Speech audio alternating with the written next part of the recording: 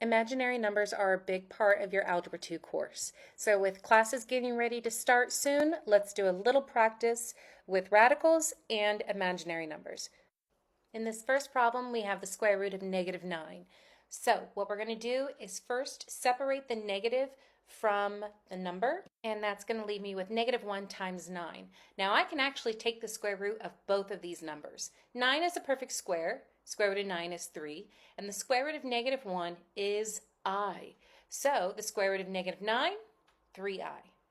Let's move on to the next problem. How about negative root -15?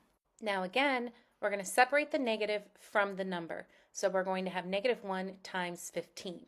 Now, 15 isn't a perfect square, but maybe there is a perfect square inside of it. And what I mean by that is maybe there's two numbers that multiply to give me 15 and one of those is a perfect square.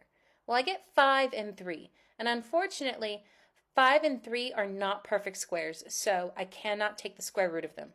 I have negative, square root of -1 is I, so -I, root 15. And there's our final answer. Now, for the last problem, we have x squared is equal to -9. Now to solve, we need to take the square root on both sides. Now when you take the square root to solve, you must put plus or minus in front of the radical.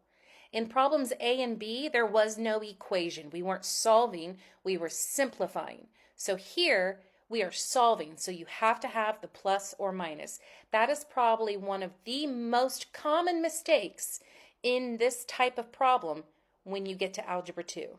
And from here, we know the square root of -9 from earlier is 3i.